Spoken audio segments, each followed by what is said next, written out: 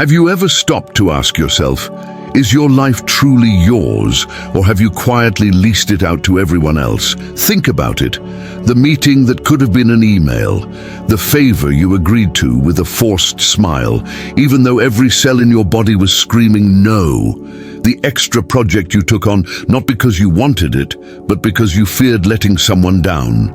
Day after day, we surrender slices of our time, our energy, our focus, the only resources that are truly finite, to other people's priorities. It's a silent epidemic, one built on the reflex of saying yes without thinking. And while it looks polite, generous, even admirable, it's slowly draining the life out of you. But what if the greatest key to freedom, to peace, to building a life you actually want, isn't found in saying yes more often, but in learning to say no almost all the time? Steve Jobs understood this on a level few people ever do. He once said, "As people think, focus means saying yes to the thing you've got to focus on. But that's not what it means at all. It means saying no to the 100 other good ideas that are out there." And yet, this wasn't born in Silicon Valley boardrooms. 2,000 years earlier, men like Marcus Aurelios, Seneca, and Epictetus were already living by this principle. To them, saying no wasn't just a productivity hack. It was a spiritual discipline, a way to protect the soul from being corrupted by the trivial and the meaningless. Welcome to the Stoic Lighthouse, where ancient wisdom cuts through the chaos of the modern world. If this is your first time here, consider subscribing and hitting the like button so you don't miss any of our guides to living a focused, purposeful life. Today, you're going to discover the forgotten art of saying no with courage and clarity. Not just to take control of your schedule, but to reclaim your life, protect your energy, and focus on what truly matters. Number 1, the people-pleasing trap. Why saying yes is the easiest and most dangerous path. If saying no is so powerful, why does it feel almost impossible to do? Why does the word yes roll off our tongues before we even think, only to be followed by that heavy wave of regret? The answer is buried deep in our wiring. For thousands of years, human survival depended on one thing: belonging to the tribe. In the ancient world, being excluded could mean death. So we learned to agree, to comply, to blend in, even when it cost us our own well-being. That ancient fear is still alive in us today. It shows up as the fear of conflict, the fear of being seen as selfish, rude, or unhelpful. The fear of rejection. In modern terms, it's called people-pleasing, the reflex to maintain external harmony at the expense of internal peace. As Seneca observed while navigating the dangerous political waters of Rome, ask about anyone whose life is a spectacle, and you will find they are slaves to something or someone. No man is his own master. D. Slavery to other people's opinions is alive and well. We say yes to parties we dread, so we won't look unfriendly. We accept extra work we can't handle, so we seem reliable. We spend money we don't have to impress people we don't even like. And in doing so, we hand over our time, energy, and focus to everyone but ourselves. Naval Ravikant, a modern entrepreneur who lives by Stoic principles, warns about this through the lens of competition. Status games are zero-sum. They are hierarchical. For one person to win, another has to lose. Avoid them. Aristotle, centuries before the Stoics, taught that a virtuous life was built on balance and integrity, not on bending yourself to win favor. True character, he argued, comes from living according to principle, not from chasing the approval of the crowd. James Stockdale, the American fighter pilot and prisoner of war who drew strength from Epictetus, faced this test in its purest form.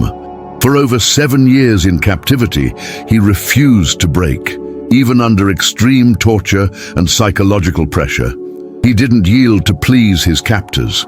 He stayed loyal to his values, knowing that seeking their approval would mean betraying himself and his fellow prisoners. And as William Birvine points out, much of our modern anxiety comes from playing the wrong game. A game where every move is designed to impress others rather than to live well by our own standards. Every time we say yes from fear, we're stepping into a game we can never truly win. There will always be more people to impress, more approval to chase. And while we think we're being kind or accommodating, we're actually draining our life away. Busy, yes, but moving further from what actually matters. Saying yes to everything is, ironically, the quickest path to a life empty of purpose. Number 2, the sacred. Yes, how clarity of purpose empowers you to say no. The power to say no doesn't come from stubbornness or cold-heartedness. It comes from having a yes so clear, so unshakable, that it makes every other decision obvious. Without it, every request feels negotiable, every invitation feels like an obligation, and every opportunity feels like something you might regret missing. But when you have a sacred yes, a mission, a set of non-negotiable values, a vision for your life, saying no becomes a natural act of self-protection. Think of it like a laser. A laser is powerful not because it contains more light, but because its light is incredibly focused. Scatter that light in all directions, and it loses its strength. The same is true for your time, your energy, your attention. Marcus Aurelios, one of the most powerful men in history, lived under a constant storm of requests, politics, and personal demands. Yet he had an unwavering compass. His duty to Rome, his commitment to justice, and his pursuit of virtue. Anything that pulled him away from those priorities received an immediate no. His focus was his shield. Marcus Aurelios reminded himself daily, begin to live at once and count each separate day as a separate life. Modern voices echo the same wisdom. Greg McKeown, in his book Essentialism, calls this principle ruthless clarity. If it isn't a clear yes, then it's a clear no. This isn't about being antisocial, it's about being intentional. It's about filtering every demand through the lens of your higher purpose. Socrates, centuries before the Stoics, embodied this. He refused wealth, political power, and social climbing, not because he lacked opportunity, but because they distracted from his one true mission, the pursuit of truth. Everything else was noise. William Birvine builds on this ancient discipline, urging us to craft a life philosophy that acts as our decision-making filter. If something doesn't move you closer to your chosen life, you decline it. No guilt, no hesitation. Your sacred yes is the anchor in the storm. Without it, you'll be pulled in 100 directions, spending your life reacting instead of creating. With it, you become unshakable, and every no you speak becomes an act of loyalty to the life you truly want. Number 3, the Stoic arsenal of refusal. 3 ways to say no with wisdom. Once your sacred yes is clear, you're ready for battle. Not a battle with others, but a battle to protect your time, your mind, and your purpose. The Stoics left us a powerful arsenal for this. 3 distinct fronts where the art of refusal can be mastered: the external no, the internal no, and the material no. The first is the external no, saying no to others. This is the refusal most people think of, and also the one that triggers the most fear. The Stoic approach here is built on honesty and priorities, not excuses. Seneca, who was constantly approached with favors and requests, warned about this long before time management was a buzzword. Men are frugal in guarding their personal property, but as soon as it comes to squandering time, they are most wasteful of the one thing in which it is right to be stingy. Instead of "I'm busy," which is vague and unconvincing, the Stoic response is anchored in your commitments. I appreciate the offer, but to honor my current priorities, I need to decline. It's polite, clear, and reinforces to yourself and others that your time has value. The second is the internal no, saying no to yourself. This is the hardest battlefield of all. Epictetus taught that freedom begins with the ability to refuse our own destructive impulses. First say to yourself what you would be, and then do what you have to do. This means saying no to procrastination when deep work is needed, saying no to the urge to fire off an angry reply when patience serves you better, saying no to envy, distraction, or the endless scroll of your phone when focus would bring greater reward. James Stockdale embodied this internal discipline in the harshest conditions imaginable. As a prisoner of war, he had to say no every day. No to despair, no to hopelessness, no to the temptation to betray his principles for temporary relief. His survival depended not on what he accepted, but on what he refused. The third is the material no, saying no to excess. In a culture that screams more, the Stoics practiced the radical art of less. Musonius Rufus, the teacher of Epictetus, saw simplicity as liberation. If a man adopts the habit of living simply, he will not be distressed by the lack of luxuries. This is where ancient philosophy meets minimalism. Saying no to the latest gadget, the status symbol car, or the overflowing closet isn't deprivation. It's a way to reclaim space, clarity, and financial freedom. Modern voices like Naval Ravikant echo this. The fewer unnecessary desires you have, the freer you are. Together, these three refusals, external, internal, and material, form the Stoic trident of self-defense. They're not tools for pushing the world away, but for protecting the fortress of your mind, ensuring that only what truly matters is allowed inside. Number 4. Disarming the guilt, how to overcome the fear of disappointing others. Even with a clear sacred yes and the right tools, there's still a powerful shadow that can paralyze us. Guilt. The guilt of saying no. The fear that declining a request means you're selfish, rude, or uncaring. This isn't weakness, it's biology. It's your ancient survival brain screaming, "Don't upset the tribe or you'll be cast out." The Stoic answer is not to deny the emotion, but to disarm it with reason. First, by remembering that other people's feelings are outside your control.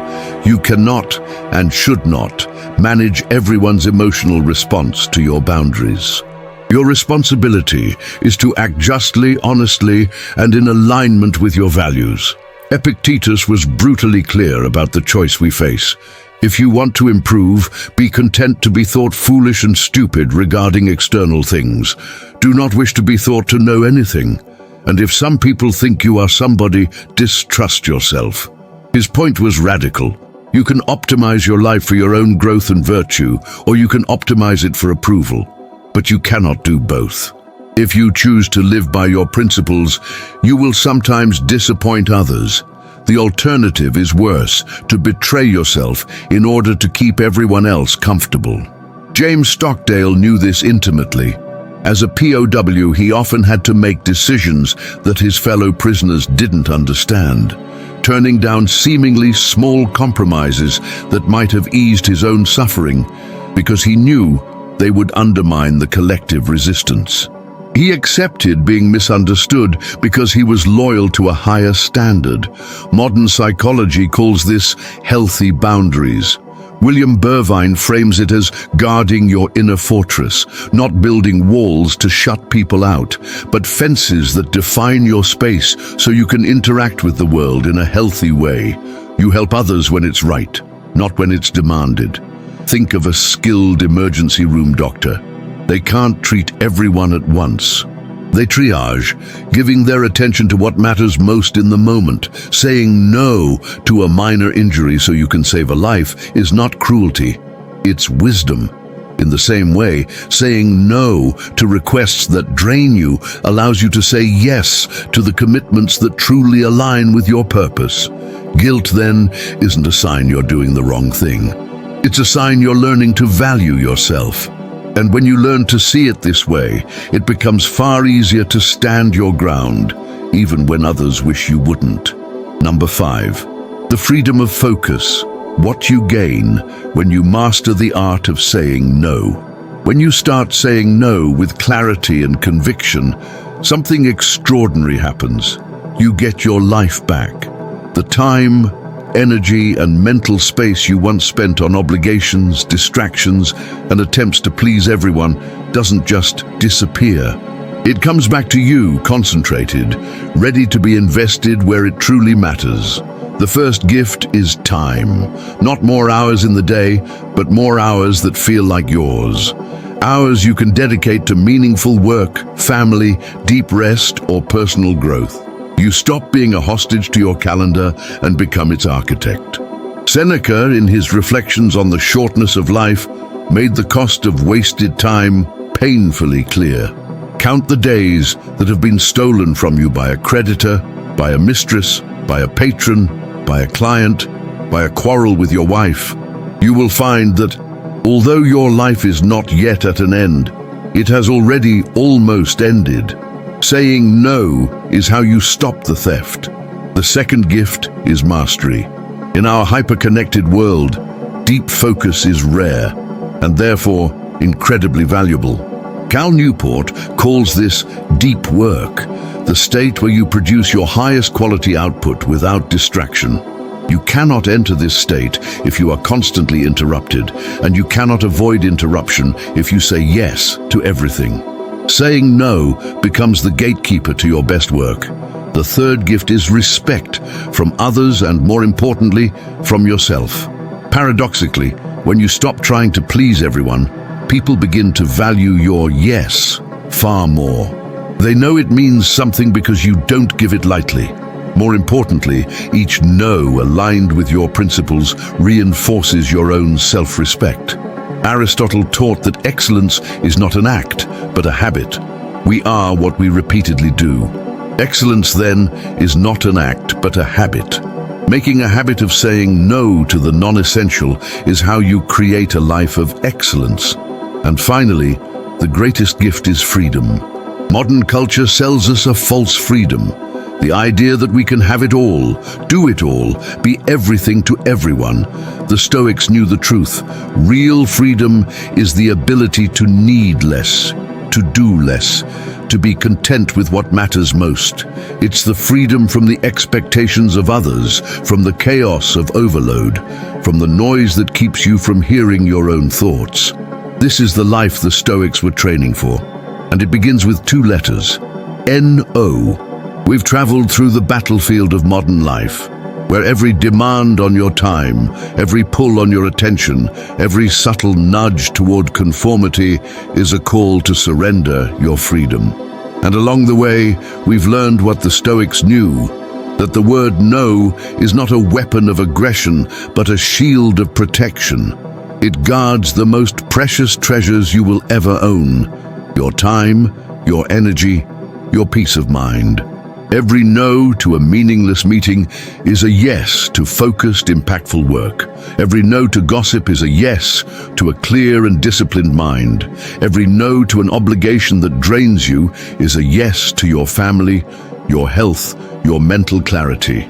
As Marcus Aurelios lived by example, as Epictetus taught in his modest school, as James Stockdale proved in the darkness of captivity, the discipline of refusal is not about retreating from the world. It's about entering it on your own terms. You become the architect of your life, not its prisoner. So I'll ask you directly, what will be your first no after this video? Which part of your life most needs the protection of this Stoic shield?